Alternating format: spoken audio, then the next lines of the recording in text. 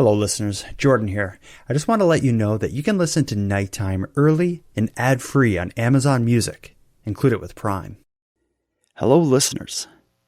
Before we begin, I have to give one of those "this episode ain't for everyone" warnings. The topic we'll be discussing is not safe for work, and it's inappropriate for children. But I think even some adults may want to think twice before they proceed. If you're uncomfortable with overt sexuality, graphic descriptions of sexual intercourse, and basically uncomfortable with the idea of consenting adults letting their kinky freak flags fly, please sit this one out, because I think you'll hate it. You are tuned to the Nighttime Podcast, focused on the fringe of Canada. Since creating Nighttime back in 2015, I've done my best to deliver on a promise to highlight the fascinating yet lesser-known stories that exist on the fringes of Canadian society. The route I carved between these stories has been anything but direct, yet despite the backtracking, the detours, and the many wrong turns, we've managed to make our way past some of the country's most unique, most gruesome, and most interesting corners. But as I've made my way along this twisted route, there is a destination that's become far overdue. Now, I've mentioned this before, but when I originally launched Nighttime, I did so after making a list of 20 or 30 topics that I thought would be the first I'd cover. But that backtracking and detouring I've mentioned previously has kept me away from a few of them. But in the case of tonight's topic, it wasn't just that I hadn't gotten around to it. The delay was due to something altogether different. Keeping with the analogy I've been using, this story, more specifically this artist, has been on my list since the beginning, and it's a stop that I've been circling the entire time. I did, on few occasions, pull my show up to his figurative doorstep, but when faced with the image of a man dancing suggestively and wearing little more than a crudely painted mask of a woman's face, I guess I just didn't have the guts to unlock the door, let alone get out of the car. But my discomfort wasn't the androgyny or the graphic displays of sexuality. My fears were much more simple. To a lesser extent, I know a sizable segment of the listening audience will hate this episode. But to a much greater extent, I just simply couldn't settle on the most effective and most tasteful way to share this story. But all of this has gone on far too long, and I'm done running away. So to join me on this strange trip, I've called upon a good friend to back me up as a co-host.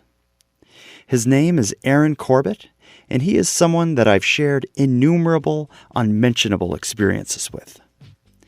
See, Aaron and I spent years playing together in a rock band called Airport, and we were certainly no strangers to the weird. Given the nature of tonight's episode, I couldn't imagine bringing anyone else along with me. So let's do it. Leave your inhibitions behind, get in, and buckle up. It's time to profile an artist unlike any you've ever heard of. Tonight, in this episode of Nighttime, our topic is the Toronto-based cult musician and artist, known around the world as Tonetta. Got a really nice cock. The kind that will make love rock. It's thick, it's long, it's well hung. It's a really nice one.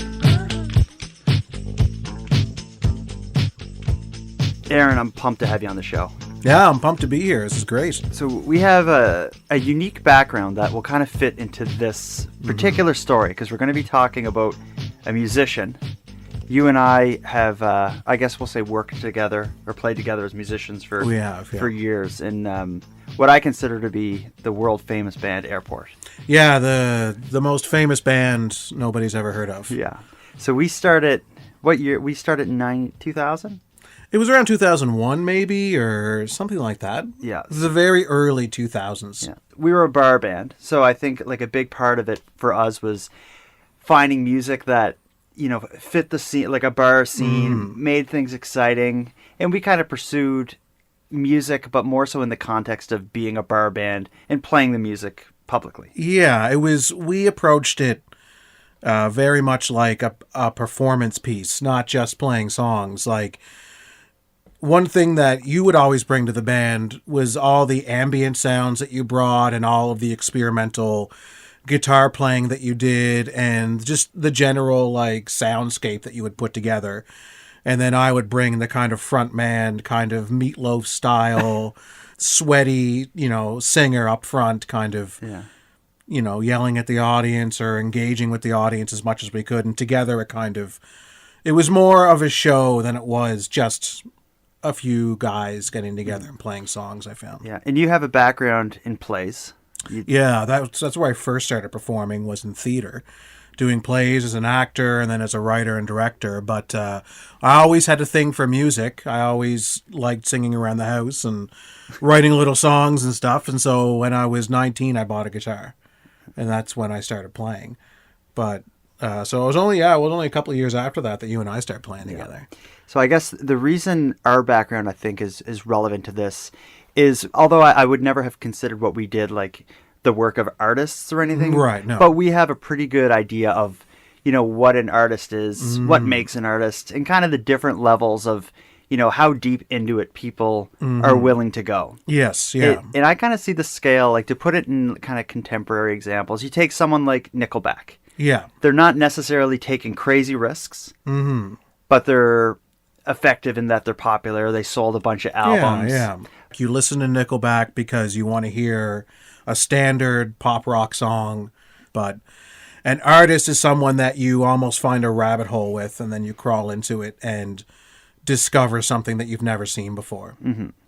In preparing for this episode and trying to put together kind of what makes the person we're going to be talking about so important, I was kind of thinking about some of the common kind of characteristics of an artist. I'm thinking, for one, is the passion. Like someone who's willing to go, beyond kind of the norm, walk off, color outside of the line, so to speak. Mm-hmm. They're not going to do it if they're not incredibly passionate about it. Yeah.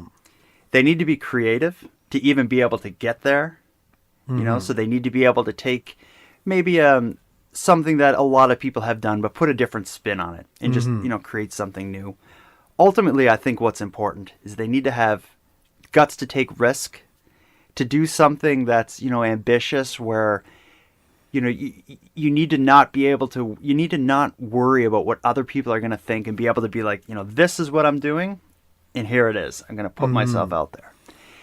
And I think the person we're going to be talking about in this episode fits the definition of like a pure artist to the 10th degree, because what he's doing is something that such a niche fringe group will be interested in. Yet he's on YouTube, a 50 to 70-year-old man wearing a thong and his face painted, talking about or singing about and dancing to the kind of things that most people would keep buried in the back of their mind. I can't think of somebody more original and unique than Tonetta. Got a really sweet treat. It'll put your womb into heat. If you got the room, I got the meat. It's a really sweet treat. We'll start by just kind of how we learned about this guy. I have kind of two origin stories with Tonetta. One is, I think you believe you told me about him. I knew that it was my girlfriend that told me. And then I remember being at your place in Halifax, in your basement, when you had that condo that time. Yeah. And your partner was there as well. And I remember apologizing that I had showed you Tonetta, because she knew that this was going to become a bit of an obsession for you. Yeah. So that's what I remember anyway. I think you're right. I'm trying to remember how I learned, but I think Tonetta was mentioned on something I was listening to. It may even have been like Joe Rogan podcast or something. It was like mentioned, and they played a second of his song, but I think I just forgot about it. Yeah. And it wasn't until you told me about it. You were up for the weekend or something. Yeah. And that was when I realized, like, this guy's Canadian. And as we started run YouTube, we watched like one video, and then you see on the side all the recommended other videos. And every video we clicked was a little more out there. Just bizarre. It's completely unfiltered.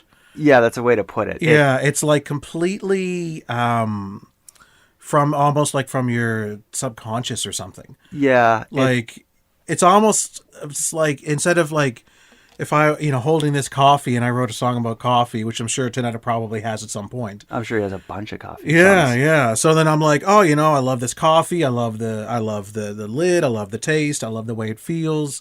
Just saying all these random things that I think about coffee in a song is almost the way he approaches the sexuality in his music. Mm-hmm. Like it's almost seems at times random, but also like well put together in a weird way. And it rhymes, and he has a bridge and a verse, and we'll get into the musical side of it soon. But what do you remember, like the first song you heard by him? Yeah, it was what I considered the classic. Like if you're gonna start with, it depends on how you want to tackle Tonetta, I guess. Yeah. Do you want to start with the kind of mask and the really explicit sexuality type song? It's Pressure Zone. Mm-hmm. That's the first song that was showed to me that I was like, wow, this is unreal. Like it's crazy, it's bizarre, it's like interesting, and it's like off the wall. So I was like totally, the presentation of it, the mask, the dancing, the lo-fi kind of setup, the curtains hanging in the background. Yeah. The whole thing about it, the way he moved, the way he just went for it, like it was almost like so freeing, which is weird because the content is so out there. I can't wait to put it in my mouth, up my crack, in my ass. I'm so horny I could choke and choke on a cup tonight. So man, whip it out, make me bleed, scream and shout. Yeah man, show me what it's all about. Question when in doubt. Hey man, get it past that pressure zone. Work that bone, yeah, drive it in. I'm so hard me to call. I got to rock my rocks. I think for me, I believe it was Pressure Zone that I first heard. Yeah. And that was really effective. It draws you in because of the look. Mm-hmm. As far as musically, the first one that I heard that really made me realize, like, my God, like, this guy is like, the John Lennon of, I guess, my nightmares. Yeah. Was the song, it's called 81-Inch Ass. or no, it's called 81-Inch Prime Ass. Right, right. And this song also has a striking video. Tonetta, in this case, doesn't have a mask on. He still has his underwear on, but he's standing in front of a wall that is just a bunch of balloons. It's like birthday balloons up on the wall. And the camera, like all of his other videos, is just sitting on a tripod. And he's dancing much like he was in Pressure Zone and singing about the same sort of themes. Mm-hmm. Sex, explicitly. Yeah. But when I heard it, like the topic and the things that he's saying, it makes you, it's like a slap in the face. Like I've never heard anything like that. I'm gonna tickle your ass with my tongue. As you know, I'm well hung. Gonna make you laugh, wiggle and squirt. With just one push you'll say, ooh, that hurt. Gonna tickle your ass, tickle your ass, tickle your ass with my. But deep down, baby, you'll love every inch. You'll go crazy, captivity's a cinch. I'll own your all, your great big beautiful doll. I wished for this night, for so many pounds of delight. Yeah, I kiss away the past, thanks to your great big ass. Wow. As a musician, I'm listening to the hooks, the way he's rhyming, the different segments of the song, and I was just like, man, like if you just changed some of these words and had better production, it would sound like, a really good 60s rock song. Oh, and when you listen to his early stuff that's not as sexualized as the later stuff is, they're all like songs that if you had a really great producer could take them and make them into, kind of good kind of radio songs almost. Like his stuff kind of lands somewhere between like the Beatles, Tom Waits, definitely John Lennon. Like I hear John Lennon's inspiration from the Beatles. Yeah, I definitely hear the Tom Waits kind of stuff, but yeah, it's the content that I always go back to. Like the guitar playing, I always loved the guitar playing as kind of basic as it is, I guess, but I loved the almost playful guitar licks that were in the music. You can tell he knows how to play guitar and he knows how to write. There's multiple chords. Yeah. He's soloing on the guitar in the background that he's singing over, and the average person would listen and not realize that aspect of it because it's so his delivery and the style is so overwhelming. But that's those songs, I guess. 81-inch Primass, Pressure Zone is probably two of his more well-known songs. Yeah. But anyone who is going to get into him, that would probably be a starting point to see like the most shocking, and then you would kind of go back from there. Then you can explore the journey, like kind of, you almost want to see the end result first, and then go back and see how it got there almost.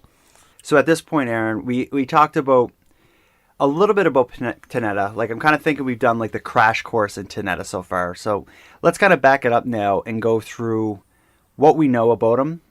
And I don't think either of us have researched, I'm using quotes, I've never researched Tonetta. I don't know much more about him than anyone who, got into his videos. And I think you're probably the same. Yeah, no, I'm in the same boat because after watching, through the years, a number of different Tonetta videos, there's not a lot of information out there about him, I guess. I've read a few different interviews over the years. Yeah. Periodically, but I really don't know that much about him at all. Like I know, or from what I understand, he started writing after a divorce, I think, or something like that. He started putting most of this music together, his earlier music, after he got divorced in the 80s. Yeah, and that's the way I understand it is, and I don't know if this is true, but what I heard is sometime after a divorce in the 80s, he started writing music, recording videos, and he was giving them to people on VHS tapes. Yeah. So I don't know who he was giving them to or what,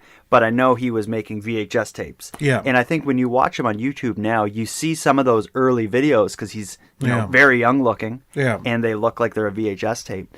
But we know he started there, and the early music has a different style. For one, it's more like straightforward rock.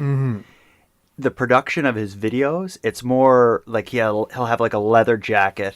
Yeah, and that's one thing that's funny is that you look back at some of the pictures of, and maybe he has a nice mustache and he's much more presentational, I guess. Yeah.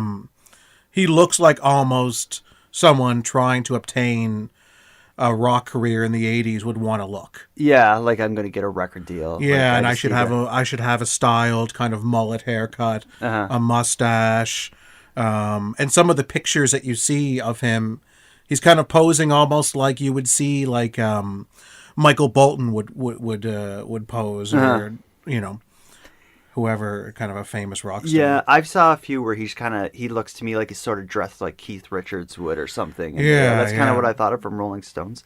But in the style of the songs then, it was more kind of straightforward rock, thinking late John Lennon stuff.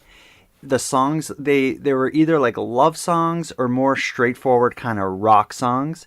But I had not found any of his early stuff that was overtly sexual. No, none of the stuff that I heard. It all seems to be, like you say, I wouldn't want to say standard love songs, but yeah, like songs just about the love between two people. And I think some of there's an earlier song about a grandmother or something, but nothing seems sexualized at all. I think a song I'll use to kind of show what his early stuff sounds like, the song Big Rig. I'll just play a second of it, and this is this reminds me a lot of Tom Waits, but this will give an idea of his earlier stuff. taking a break from the human race. I'm going away to meet a sunny day.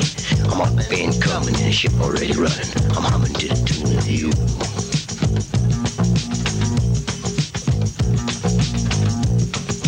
What you got is what I want. What you know is where I go. Who you are, I have no idea. But I gotta set a fire to keep you. I gotta set a fire to keep you.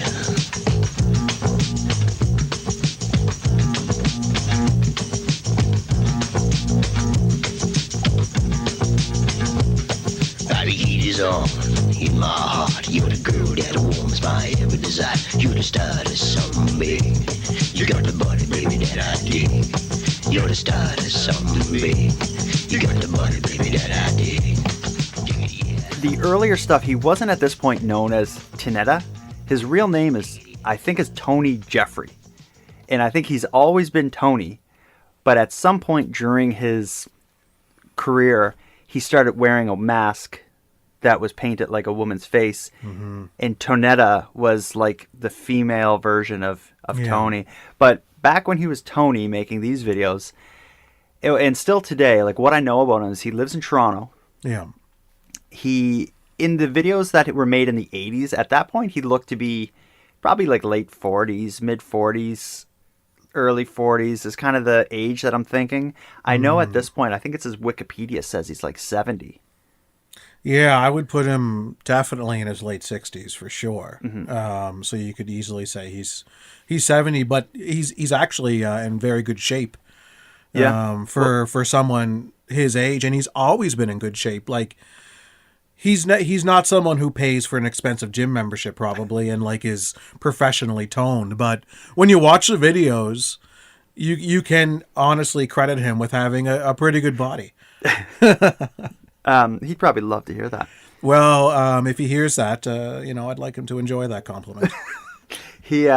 But yeah, he's I guess an average-looking guy from Toronto who certainly has some kind of background in music. Mm-hmm. He can play guitar. He apparently makes... The recordings are really lo-fi, but apparently he does the drums, the guitar, if there's bass. There's often overdubbed vocals, so he knows enough about singing to be able to harmonize with himself and stuff.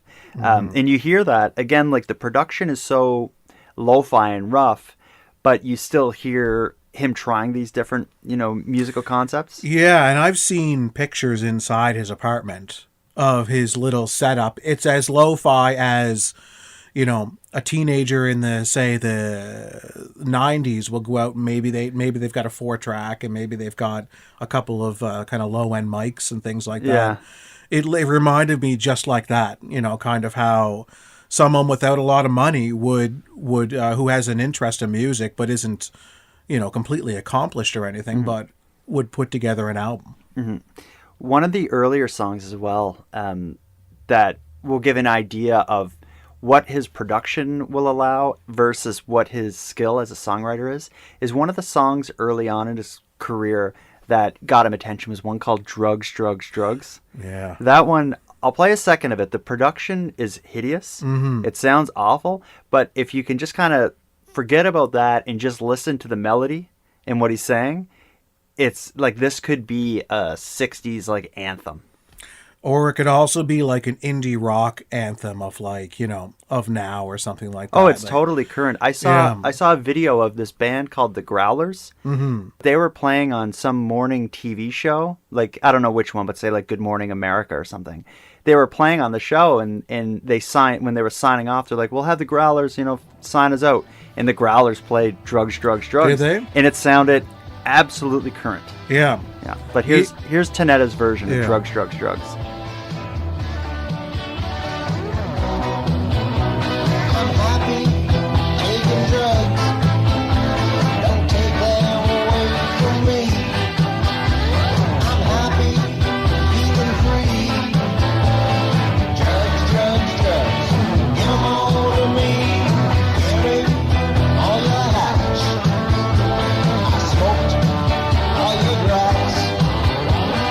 I'm not going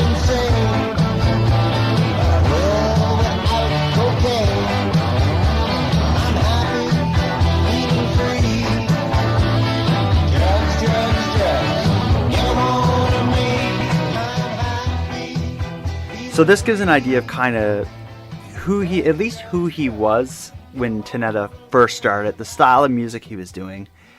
I have no idea what brought him from that to what he's known for today, because somehow from the early mid 80s until he found his way to YouTube, his music changed from that style of rock to the most extremely graphic, explicit, sexualized music. Mm-hmm. He still keeps a lot of the same like sound and sound writing techniques, but what once was a love song or a song about society is now just straight up a song about a penis or just like anything you could, like the most obscene kind of sexual thought, I guess. There's no holding back in these songs. Like they're as graphic as you could, if you were going to write a song, and say, just write me the most sexualized graphic song that you can write. This is what it would be. It's well, I don't think it would be. I don't think people could come up with this. Like, but this is the benchmark that you would try to reach. Yeah, like this is. I've never heard songs as graphic as this. Yeah, and I would I consider myself imaginative and creative. I know I couldn't get anywhere close to this because there's some filter in my brain that would stop me from being able to think and go this far. But Tonetta, and maybe that's what makes him like magical, is the fact that that's not there and he pushes it right to the to the limit. I've never seen anything like it. And that's why the first video, and again I go back to Pressure Zone. That's why when I watched that for the first time, it just grabs you for that reason, because it's like, wow, like he's doing it. He's not afraid to be doing this. He's not afraid. And there's something so liberating about that and so awesome to watch someone who, that this is who they are, and this is they're loving it. It's completely genuine. Like, cause he's not, you would never be able to get to that point if you weren't sincere about it. Or if you had a job. And you or that had like a code of conduct or something. If you had any kind of life outside of that, where that type of content would get you in trouble. There's no way you could post content like that. And be able to kind of survive in the real world, I guess. Yeah, and that's another aspect to it. It's like when you hear of the most extreme artists of whatever their craft is, Van Gogh or Mozart or something, these are people who were like locked away, living with their art. And society and the world was kind of this outside thing, outside of the art they were creating. Tonetta has like, instead of Mozart, I picture being like in this big castle, like playing music somewhere. Tonetta instead is in like what appears to be a pretty rundown apartment in Toronto, surrounded by paintings of anything you can imagine. Some are paintings of male and female anatomy, I'll put it. Some are just your classic painting of a woman's face. It's kind of all across the board, and that's what's interesting is he does a lot of those paintings. And he uses all different types of materials to work with, I'll say. I'll leave it at that, I guess. He sells his paintings online, and one series he sold was, it appears to be he would take a blank canvas and cover his genitals in paint and just lay his genitals on the painting and on the canvas, and he was selling that. I've also seen him selling successfully toenails and fingernails. And one of the paintings I saw online was with his own feces. Oh, was it? Yeah, that's what I was alluding to earlier. Okay. And I thought I could probably just directly say. No, I didn't see that painting. Yeah, he was showing it in an interview, and it was like, I can't remember what it was of. Probably a penis, but... You're going on a limb. Yeah, I'm just, if I had to take a wild stab at it, it was genitals. But, and he was just casually like, and this is I used my own feces, and that's what you're seeing there, and... It's an approach to this art where he's just like, wouldn't it be great if I did that? And then he just does it. He, as far as putting himself out there, like we just talked about a documentary and him on social media. that's all pretty current, like that he's been doing, the social media internet stuff. Yeah. And his results have been mixed. Like, he started on YouTube, and it seems that since even the time me and you sat down and watched his videos that night, that was probably 7 or 8 years ago. Yeah. But since then, he's probably gone through 50 channels because YouTube will shut him down. Yeah. And because he pushes the limits of nudity content, they'll shut him down. He'll be back with a new account, putting out. This guy's prolific. He'll do 10 new songs and videos a week of him standing in front of a tripod, dancing to his new songs. Yeah, and that's what blows me away about him is the amount of content he can produce. Mm-hmm. And that's why when you go on YouTube, you'll see a lot of other people posting his videos. Mm-hmm. So when you're seeing videos from him, it's not necessarily from his account, which has been, open and shut down a million times. Yeah. It's other people who are posting his old videos of his that they have. Yeah, and he's left like kind of fingerprints all across the internet because he's released so many songs that have been taken and put on blogs or reposted somewhere or whatnot. But it seems like right now the only spot he's really active is Facebook. He has the same problem with Facebook as he's getting his account shut down and reported, and he's putting some pretty obscene stuff on there. But his most recent Facebook account is he has a collection of old videos, and I went through it last night. There's a bunch of his old videos. There's a lot of things that he's selling, like paintings, toenail clippings, masks that he paints, but he's still on there on social media, but he doesn't appear to put himself out there publicly beyond that. As far as I know, he's never once performed live. Like in front of an audience. Not that I know of, but I mean, it's possible he might have. But what makes, I think, Tonetta still to this day great is because when you see someone kind of blow up on YouTube or get discovered on YouTube, there's a marketability to them. You can take them and then you can sell them through the regular kind of mass media channels. You can't do that with Tonetta. He's untouchable. Yeah. So he stays underground because his content is so extreme that no company can touch him. You know, like they can't do anything with him, so he stays there. Yeah. Yeah. Well, he's also notoriously difficult to deal with and work with. And I don't know if it's him or if it's the other people that are difficult, but it seems like he's had multiple kind of battles with different people who are trying to get involved with him. Him accusing people of stealing or trying to take advantage of him. Yeah. He for when he was first discovered, when he first landed on YouTube, some company took a bunch of his songs and they were releasing them as albums. And after 2 or 3 albums came out of Tonetta, like collection of old Tonetta songs, I don't know if it landed in court or what, but it basically got shut down. And I think he, after that, was pretty gun shy about getting involved with like money, like the financial side of the music business.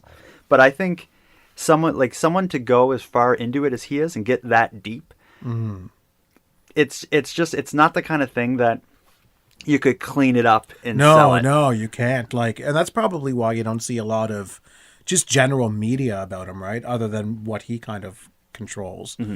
Because what media companies really want to cover someone that's kind of in that ballpark, I guess.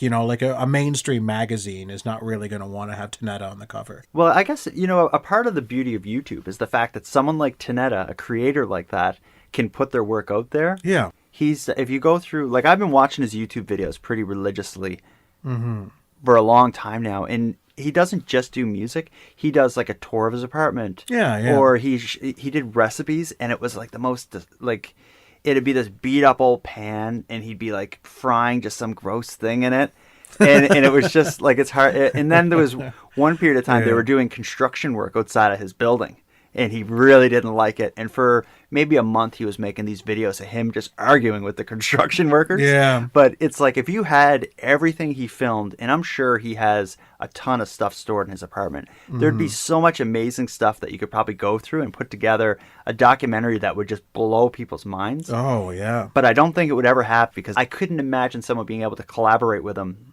to tell his story. No.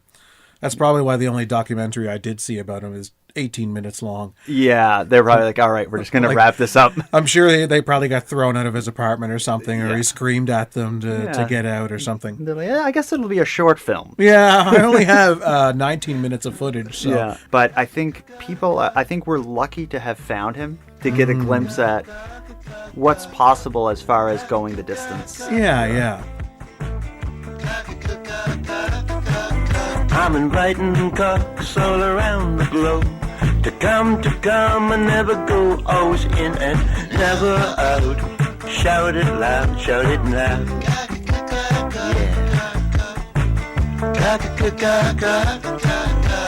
Cocks will conquer, conks will unite. Cocks will fuck and fuck all night. Cocks will stand one side one, shoot at the count of 10. 1, 2, 3, 4, 5, 6, 7, 8, 9, 10. Come on, you got sperm to send, yeah. What we should do is maybe talk through some things that would be interesting to know and maybe shed light on, because I would like to know more about who he is, how he ended up here, because I almost feel like we're watching just little glimpses at different parts of his story. Yeah. But we have no context to put it in. So I think if I had the chance to pick his brain or basically go through some questioning with Tonetta, or if I ran into him at a coffee shop, the number one thing I'd want to know is just how did it start? Like, what got the ball rolling? Yeah. It appears from what I know that just one day he started making videos. And by making videos, I mean recording songs and filming himself singing it. I think it'd be cool to just get an idea of where this started. Was it just some, the equivalent of like, I want to be a public speaker. I'm going to go in the bathroom and talk to myself in the mirror. Was it like his musical version of that or something? Yeah, I don't know. And yeah, I have so many questions about early Tonetta. I really want to know a lot more about the story leading up from, when he was young into this marriage. Because one thing I kind of knew about him was that he says that that's the only relationship he's really had, was this one marriage that he had. So I would really like to know about, obviously his childhood and then kind of leading into this marriage and what the marriage was like, I guess. Yeah, because the Tonetta that we know doesn't seem like marriage material. No, and when you look at those older pictures, I can totally picture him being married in the 80s with the family portrait up above the fireplace. Yeah. And I can picture all of a sudden all of that shattering, and then what we know Tonetta as now just emerges from the fire. And I guess something that I'm always been curious about is I've always been kind of amused by his musical skill. So I wonder if, when he was married and into childhood, like, did he play in, bands growing up? Like, Yeah. It's not the kind of thing where he just picked up a guitar and was like, oh, let's make a crazy song. It's like he's playing stuff. Like, I'm sure he may not have taken music lessons, but he spent a lot of time. Yeah, you would never put him, hey, play in this orchestra because you're so musically gifted in a technical sense. Mm-hmm. But he obviously knows music. He obviously plays guitar very well enough to produce this and to play on these songs, and all the other instruments he kind of puts together, like through the recording process. He obviously knows a lot about music in general. But what would be interesting to hear from Tonetta is how the modern day Tonetta that we know, or Tony Jeffrey, or whatever you want to call him. I call him Tonetta because that's how I know him. That's all I know. Yeah, but what I would like to know is how that Tonetta today fits into the world. Like, I know he lives in an apartment. So is there someone who's like the guy in the apartment next door sings and dances? Yeah, constantly.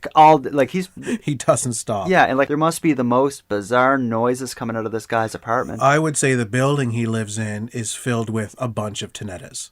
Maybe similar people who are also, pursuing something really brilliant and artistic, but off the wall type of ventures. It would be cool to know if he works, although, and by works I mean works in actual a paid job. That's one of the things I'm really curious about, because when you think about the amount of actual time it would take to produce the content he's doing, as lo-fi as it is, it still takes a lot of hours for each video he posts. He can't be working a full-time job, on top of that. He's also past the age of he would normally retire as well. Yeah, and based on the look of his apartment and stuff, it doesn't seem like he doesn't have a lot of money.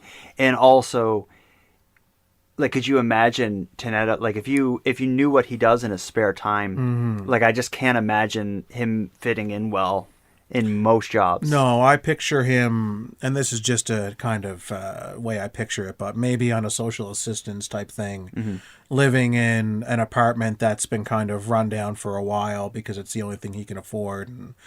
And he still has all that gear that he uses today. You can tell he's had since probably the late 80s, early 90s. We're talking cassette recorders and like really basics. The guitars he's playing are really cheap, $60 at a pawn shop, maybe, that sort of thing. And like his pop filter is not, a nice $30 pop filter. It's a sponge taped to his microphone. Yeah, like taped. And, and even his, like, we didn't really get a lot into his videos, but every video he has a different look and style and a different costume. But some of it is like stuff from the dollar store. It's funny you mention that, because the skirts that he wears typically are found umbrellas. Really? He finds umbrellas on the street, and then he cuts them out, and then he just wraps them around himself as a skirt. Where did you learn that? From the documentary I saw. Okay, he said that. Yeah, no, he was literally holding up one that he had just made. He's like, he's like, most of my skirts are these umbrellas I find on the street. Wow. And I don't know what kind of neighborhood he's in where there's umbrellas often to be found lying about. I've never seen an unguarded umbrella on the street.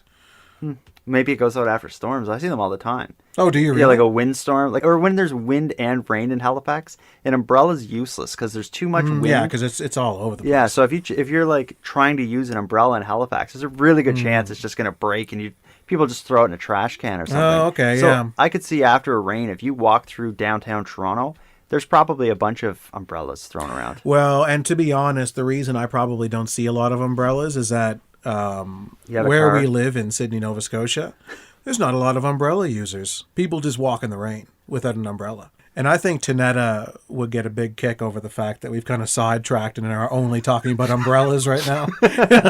He's probably loving that. Yeah, but regardless, when someone was like, when I thought about covering Tonetta on the show, I thought like I wanted to do it in a way that it doesn't come across as, making light of because it's easy to find humor and ridicule in what he's doing, but I wanted to make sure what we talked about more so was his value as an artist. Right. And myself, like when I think of like my favorite artists, I'm thinking of like the filmmaker David Lynch, let's say. He's a filmmaker who does in film a lot of the things that Tonetta does. David Lynch goes so far. Most people don't get it. But the people who do get it realize like how special he is. Yeah. And I think Tonetta, although his music doesn't speak to me, like I don't consider myself this overtly sexual person or something. Right. What speaks to me is him as a person pursuing it like a shooting star. It's just this, it's like, it's too strange to be real. Yeah. But you can't look away. Well, especially the first video you watch, you're right. You do kind of laugh at first. You're like, wow, like, what is this, But then as you start to get deeper and watch video after video, you can actually find what you say is a great artist, that's telling just bizarre stories. To say, although it's not necessarily my style, I'm so glad that he found his way to share his music and his art with the world. And people like him, I think, like, deserve to have found an audience and deserve encouragement. Oh, absolutely. To the ability to have no fear in what you're doing. Like, there is not a layer of hesitation or fear in what he does. And when you actually open yourself up like that and just strange and wonderful things start pouring out, if you completely let yourself go. And Tonetta is one of those people that when he produces a song and does a video or paints a painting, he is completely letting himself go and putting himself out there as raw as it can possibly be. And that's what's so amazing when you watch Tonetta.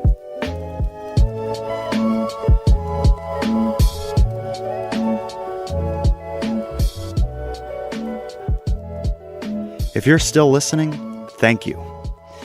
I get that not everyone is able to appreciate a pure artist like the one we've discussed tonight. I don't know if you feel the same way as me, but my eyes well up when I think of a world in which creatives had the ability to pursue their visions to the length that Tonetta has. Now, if you're still with me, I'll assume you've enjoyed what you've heard so far, and perhaps you want a little more. If so, I got some wild news for you. Let me back it up a bit and I'll explain. I've mentioned at the beginning of this episode that I had hoped to cover Tonetta's story for some time, but that I couldn't find the best way to do it. Well, that's the truth. I've always thought I'd only want to cover this story with him involved in some way.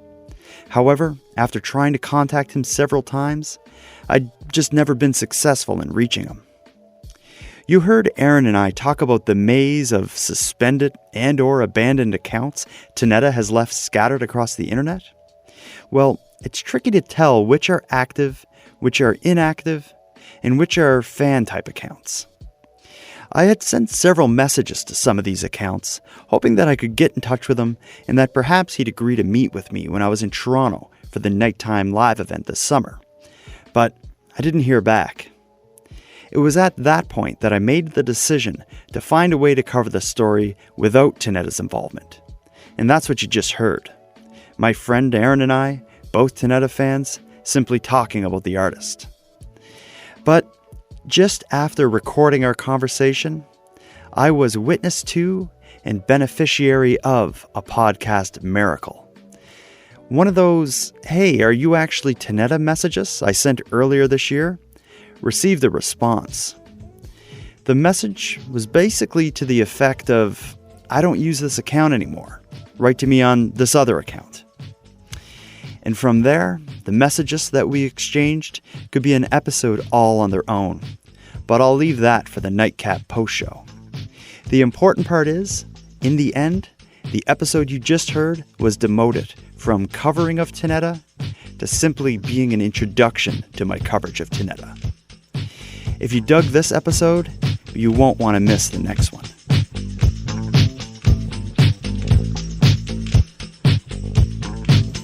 Hello, fans. I'm being interviewed tonight at 10 o'clock. So that phone over there should ring pretty soon. It's an interview from Halifax, Nova Scotia. Come on, phone. Start ringing. Notice it's a landline. I don't believe in cell phones. They're too tinny and too shitty. Besides, you get cancer of the brain when it's too close to the ear. There it is. Hello? Are you using a cell phone? Well, I can still hear you. Like I said, the reason why I wanted you to call late is because it's quiet now in the building. You know, there's no banging, no trucks, no, you know.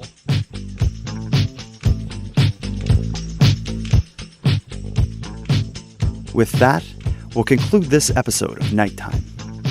I want to give a big thank you to Tonetta for simply existing. You make the world a much more interesting place. If any of you listening are interested in supporting Tonetta, you may want to purchase some of his music. I've added a link to his Bandcamp. As well, I encourage you to check out some of his videos. Just don't Google him at work, or in front of kids, or at a public library. Next, a big thank you to my partner in music, friendship, and the weird, Aaron Corbett. If you want to hear any of the music Aaron and I made together, I've added a link to our band Airport's only professional recording in the show notes. As well, Aaron has an audio drama podcast called Your 3 Stories that fans of the genre should check out. And of course, the biggest thanks of all goes out to everyone listening. Without you, I'd have no excuse to spend so much of my time putting the show together. For anyone who wants more nighttime, please consider supporting my Patreon campaign. For $1 a month, you can access the ad-free premium feed, which provides early releases of the episodes. And then, for a couple dollars more, you can access the Nightcap After Show, in which I and a guest climb a bit further down the rabbit holes than what you'll hear here. You can join my Patreon and access the supporter content by visiting patreon.com/nighttimepodcast. And with that said, I'd like to thank the current patrons of the show and welcome some new members to the group. Mark, Christian, and Sarah Kay, I appreciate your support of Nighttime. And for anyone else out there who wants to support the show but can't help financially, you can give me a big hand by telling your friends about me and leaving a positive review on Apple Podcasts or whichever equivalent you use. If any of you listening want to stay up to date with my activities on and off the show, follow me on Facebook, Twitter, and Instagram. I use the handle @NighttimePod. If you have any story ideas or want to give feedback on the show, I'd love to hear from you at nighttimepodcast@gmail.com. Now until next time, take care of each other, hug your loved ones tight, and listen to Tonetta. The Nighttime Podcast is written, hosted, and produced by Jordan Bonaparte. Copyright Jordan Bonaparte. The makeup I'm using right now, I found it on Halloween night. It was in the washroom, some yellow, some green. It was just left there by, who knows, maybe an alien. Anyways, ta-ta for now. This is Tonetta, and I'll keep on entertaining until I am dead. Or simply can't function anymore. Bye for now, fans. And remember, I love most of you.